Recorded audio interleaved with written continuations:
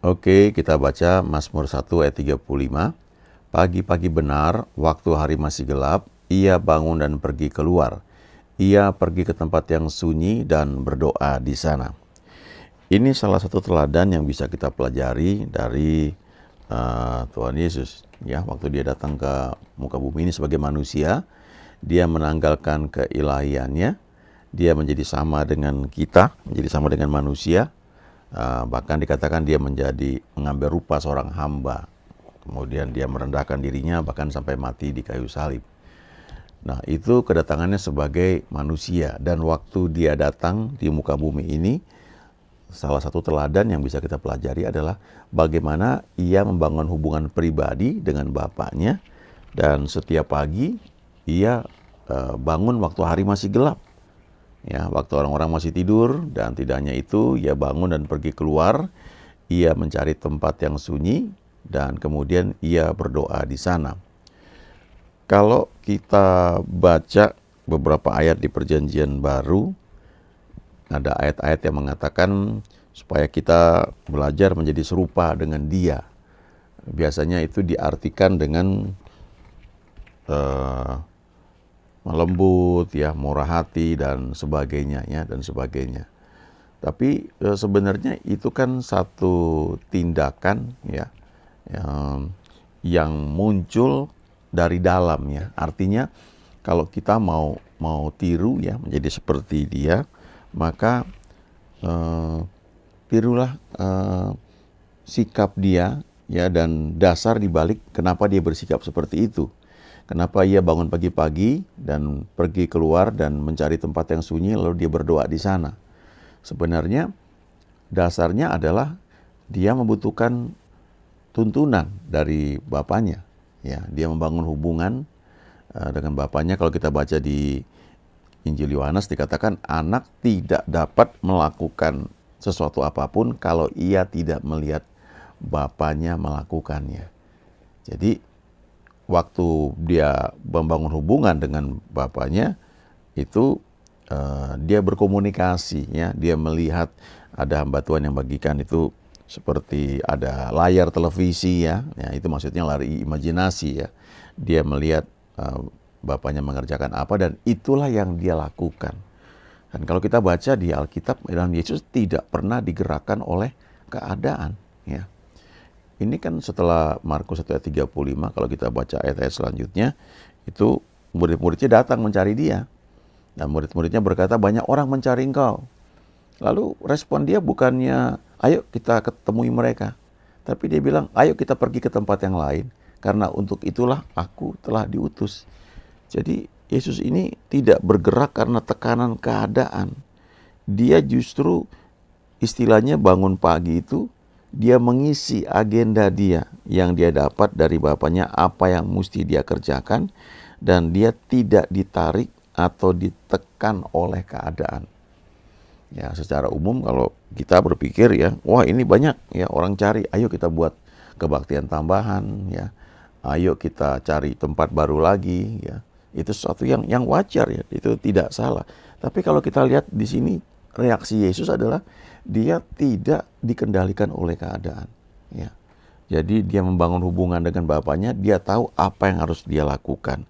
Dan dalam tindakannya, dia bahkan kita nggak lihat, ya, dia berkata, jika ini kehendakmu, ya, maka lakukan, ya.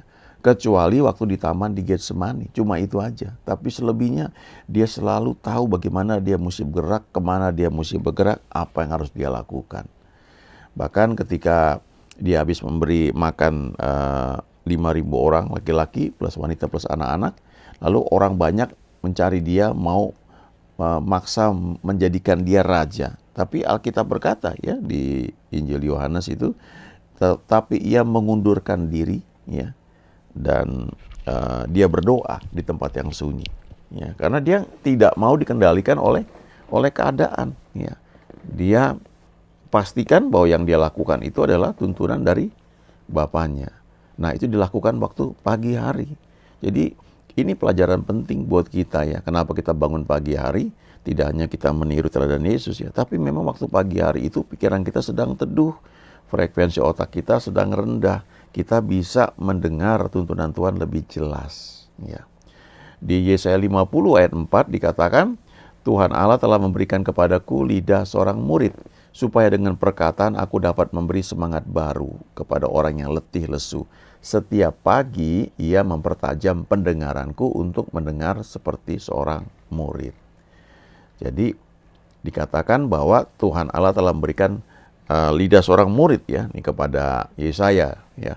Tujuannya apa? Ya supaya dengan perkataan Yesaya ini dapat dipakai oleh Tuhan untuk memberi semangat baru kepada orang yang letih lesu. Ya, lidah seorang muridnya itu sudah diberikan, tetapi untuk dipakai ya tiap pagi itu mesti bangun pagi supaya pendengarannya dipertajam ya untuk bisa mendengar seperti seorang murid. Baru lidah seorang murid itu bisa berfungsi ya, dengan baik. Ada hamba Tuhan yang pernah bagikan ya, kalau kita spend waktu dengan Tuhan cukup lama, maka kata-kata kita tuh menjadi bijak ya. Sikap kita tentu menjadi bijak, tapi juga kata-kata kita ya. Kata-kata kita itu jadi istilahnya padat ya dan tidak bertele-tele ya. Straight to the point ya, langsung kepada sasarannya. Nah, itu bisa terjadi karena ini satu habit yang dibangun. Ya, Yesaya mengajarkan hal ini, bahwa setiap pagi Tuhan itu mempertajam pendengaran dia untuk bisa mendengar seperti seorang murid. Ya. Dulu ada teman yang suka bertanya, ya gimana sih bisa mendengar suara Tuhan? Ya, dia puasa, ya. Lalu ya saya bagikan, ya itu pertumbuhan ya. Bangun aja hubungan dengan Tuhan. Ya, ada hamba Tuhan yang bagikan, baca Alkitab aja dengan setia, ya. Konsisten, itu kuncinya ya. Kalau kita bisa sediakan setiap pagi misalnya 10 menit atau 15 menit, ya konsisten dengan hal itu. Lakukan dengan setia. Nanti kita akan semakin peka ya untuk mendengar suara Tuhan. Ya, tidak harus audible. Saya sendiri belum pernah dengar suara Tuhan audible. Ya, tetapi tuntunan itu bisa bermacam-macam, bisa lewat lagu, bisa lewat vision, ya satu gambaran di imajinasi, ya mungkin seperti yang dikatakan di Injil Yohanes bahwa anak tidak dapat melakukan sesuatu pun tanpa ia melihat Bapa melakukannya. Nah, di mana dia melihatnya? Di layar imajinasi. Ya. Jadi sebenarnya waktu kita baca firman Tuhan, itu kita juga belajar menggunakan imajinasi kita, ya, gambaran yang dari ayat-ayat yang kita baca, ya. Izinkan Roh Kudus ya yang menolong kita. Coba kita lihat lagi Mazmur 5 ayat 4. Ini perkataan Daud ya. Dia bilang begini, Tuhan, pada waktu pagi Engkau mendengar seruanku, pada waktu pagi aku mengatur persembahan bagimu dan aku menunggu-nunggu. Ya. Ini ada satu istilah ya, doa menanti-nantikan Tuhan. Pagi hari kenapa ya? Daud mengambil contoh di sini, ya dia memberikan contoh. Pada waktu pagi aku atur persembahan bagimu dan aku menunggu-nunggu. Ini satu habit ya, satu kebiasaan. Kita memuji, menyembah Tuhan, kita teduh ya. Kita membiarkan pikiran kita bisa teduh. Nanti waktu kita baca firman ya, atau kita nyanyikan 1-2 lagu, itu menjadi sesuatu yang berbicara kepada kita ya. Jadi bangun pagi ya. Daud bilang, pada waktu pagi aku mengatur persembahan bagimu. Ya, kita bisa menyiapkan hati kita lewat pujian penyembahan, lalu kita sambil menantikan dia ya. Izinkan teduh pikiran kita itu. Tidak paksa gitu ya, otak kita ini artinya apa ya, lalu kita baca kamus ya, itu tidak salah, tapi kalau kita pakai cara itu, yaitu yang bekerja otak pikiran kita. Tapi kalau kita teduh, tenang, nanti dari kedalaman tuh muncul sesuatu pikiran gitu ya, yang menjelaskan apa yang mungkin sedang kita tanyakan. Dan buat Daud ini hal yang sangat berharga ya, karena di bagian lain dia mengatakan, aku melihat Tuhan berdiri di sebelah kananku, maka aku tidak goyah ya. Bahasa Inggrisnya itu I foresee ya, I foresaw the Lord ya. Aku melihat Tuhan lebih dahulu di sebelah kananku, maka aku tidak goyah. Jadi sebelum pergi berperang, ya, dia dalam doa dia itu, dia melihat, ya lebih dulu Tuhan itu ada bersama dia, dan itu membuat dia kuat, ya. Di bagian lain, ya, di kitab Mazmur dikatakan, sekarang tegaklah kepalaku mengatasi segala lawanku, ya. Dalam kemahnya aku mau mempersembahkan korban, ya, dengan sorak-sorai. Jadi kenapa bisa tegak, ya, kepala kita gitu? Kenapa kita bisa kuat, ya? Karena kita sudah menyediakan waktu, lalu Tuhan itu berbicara, ya, menyampaikan firman, memberikan rema, ya, membuat jiwa kita itu dipulihkan, disegarkan, ya. Jadi penting, ya, pada waktu pagi engkau mendengar seruanku, pada waktu pagi aku mengatur persembahan bagimu, dan aku menunggu-nunggu, ya, aku menanti-nantikan. Lalu di Mazmur 90 ayat 14, ini juga ayat yang bagus. Ini doa Musa, ya. Waktu itu Musa melihat orang-orang Israel ini kasihan sekali, ya. 40 tahun mereka muter-muter di padang gurun sampai mereka semuanya mati, ya. Dan kalau dihitung, ya, 40 tahun dari sejak mereka keluar dari Mesir, usia dewasa itu kan 30-40, ya. Jadi kalau tambah 40, ya 70-80. Jadi Musa bilang bahwa usia kami ya 70, atau kalau kami kuat 80 tahun. Itu konteksnya adalah konteks orang Israel yang berontak kepada Tuhan. Sementara Musa sendiri mencapai umur 120 tahun. Nah, itu umur terakhir yang dikatakan di kitab Kejadian, ya, bahwa usia manusia itu 120 tahun saja. Bukan 70 atau 80, ya. 70-80 itu apa yang Musa lihat terjadi pada orang-orang Israel yang berontak. Lalu Musa berdoa di ayat 14 dari Mazmur 90 ini, kenyangkanlah kami di waktu pagi dengan kasih setiamu, supaya kami bersorak-sorai dan bersukacita semasa hari-hari kami. Jadi ketika dia melihat banyak kesulitan yang dihadapi karena kesalahan orang Israel, bahkan Musa, ya, juga khususnya Yosua dan Kaleb, ya, itu mereka nih dikatakan Kaleb itu punya jiwa yang lain, ya, sehingga akan dibawa masuk ke dalam tanah perjanjian. Mereka ini percaya pada kuasa Tuhan, tapi mereka kalah suara. Waktu itu ada 12 pengintai yang dikirim untuk mengintai tanah perjanjian. Hanya Yosua dan Kaleb yang punya pikiran positif. Yang 10 orang negatif, dan mereka bilang kita nggak bisa merebut negeri itu. Lalu mereka semua nangis dan berontak, mau pulang kembali ke Mesir. Dan kemudian akibatnya mereka dihukum, semuanya mati di padang gurun, ya, selama 40 tahun, kecuali Joshua dan Kaleb. Nah, selama 40 tahun itu Joshua dan Kaleb memikul akibat dari pemberontakan orang-orang Israel. Padahal mereka sungguh-sungguh ikut Tuhan. Jadi dalam hidup kita, kadang-kadang kita itu menghadapi sesuatu yang terjadi bukan karena kesalahan kita, ya. Kalau istri, ya, kadang-kadang karena kesalahan suami. Atau suami mungkin karena kesalahan istri dan sebagainya, ya, atau karena situasi lain yang di luar kendali kita. Nah, kita menghadapi sesuatu yang seharusnya tidak kita hadapi. Nah, bagaimana sikap kita? Nah, Musa mengajarkan ini di ayat 14 dari Mazmur 90. Kenyangkanlah kami di waktu pagi dengan kasih setiamu. Ya, bangun pagi, izinkan Tuhan mengenyangkan kita dengan kasih setianya. Dan akibatnya kita bisa bersorak-sorai dan bersukacita walaupun situasi yang kita hadapi itu situasi yang tidak nyaman, yang tidak enak. Tapi karena kita dikenyangkan dengan kasih setia Tuhan yang kita terima pada waktu pagi, ya, kita membangun hubungan dengan Dia, itu membuat kita bisa bersorak-sorai dan bersukacita walaupun situasi yang kita hadapi tidak enak, ya. Nah, Musa juga di ayat-ayat sebelumnya, ayat 12, dia doa seperti ini. Ajarlah kami menghitung hari-hari kami sedemikian, hingga kami beroleh hati yang bijaksana, ya. Jadi artinya Musa ini minta Tuhan berikan hikmat, ya, bagaimana menghadapi situasi yang kami hadapi setiap hari, ya. Karena banyak hal yang mungkin harus diputuskan, ya. Dan situasi itu kan tidak nyaman sekali, ya. Lalu Musa meminta, ya, ajar kami menghitung hari-hari kami, ajar kami melihat, ya, waktu-waktu yang ada, sehingga kami diberi hati yang bijaksana, ya. Tahu bagaimana memilah-milah setiap kegiatan, ya, harus berbuat apa, Dan kemudian di ayat 14 yang kita baca tadi, kenyangkanlah kami pada waktu pagi dengan kasih setiamu. Ya, bahasa aslinya itu keset. Ya. Keset itu artinya kebaikan, ya, goodness, kindness, kesetiaan, faithfulness. Ya. Itu bisa kita minta ya dari Tuhan. Kemurahan juga ya. Kita terima itu pada waktu kita bangun pagi ya.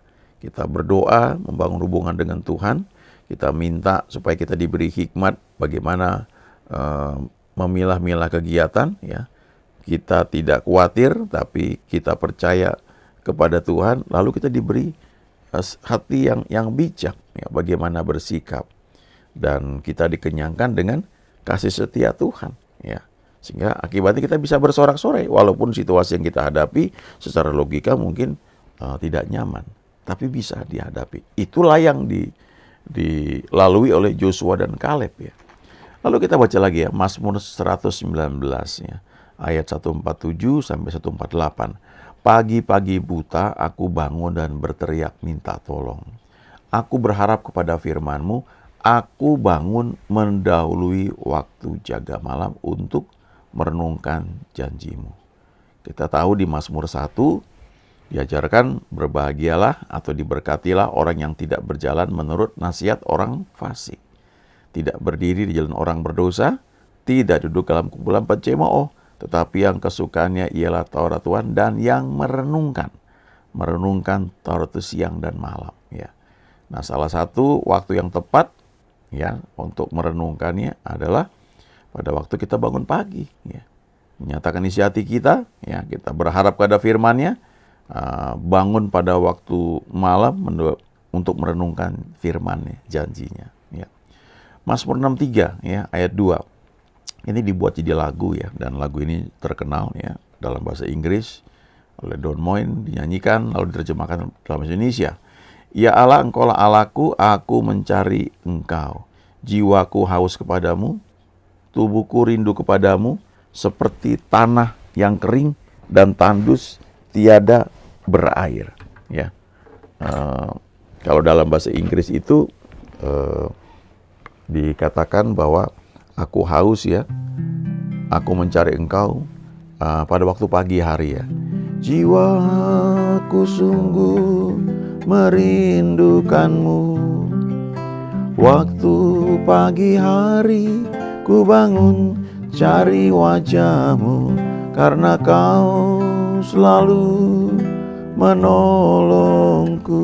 Nah, dalam bahasa Inggrisnya itu di King James dikatakan, Oh God, thou art my God, early will I seek thee, my soul thirsty for thee ya, my flesh long for thee in a dry and thirsty land ya, where no water is. Nah, kata-kata ini ya, Oh God, thou art my God, early ya, kalau dalam bahasa aslinya itu ada mengandung early in the morning ya. Dari sinilah lagu ini Don menciptakannya, dinyanyikan.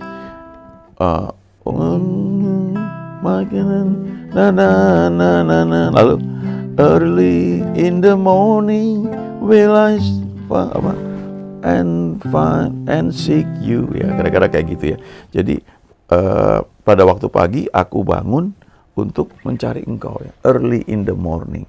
Jadi memang kita perlu ya belajar bangun pagi ya. Untuk itu ya tidurnya jangan terlalu malam ya. Kita atur waktu supaya pagi itu menjadi waktu yang spesial untuk kita merenungkan firman-Nya, membaca firman-Nya ya. Mungkin jawaban doa belum langsung kita dapatkan, tapi kita dapatkan keteduhan ya, seperti yang tadi di Mazmur 90 ayat 14 ya. Kenyangkan kami pada waktu pagi ya dengan kasih setiamu, supaya kami bisa bersorak-sorai ya, bisa bersuka cita. Dan itulah saatnya Tuhan mengajar kita supaya kebenaran-kebenaran yang telah kita baca itu kita bisa pahami, dan itu akan membuat kita merdeka ya. The truth will set you free ya. Ini perkataan Yesus kepada orang-orang Yahudi yang percaya kepada Dia ya. Kalau kamu tetap dalam firman-Ku, kamu adalah murid-Ku, dan kamu akan mengetahui kebenaran yang akan memerdekakan kamu. Ya, seorang murid bangun pagi ya, karena Tuhan akan mempertajam telinganya untuk bisa mendengar seperti seorang murid, dan itu setiap pagi. Amin.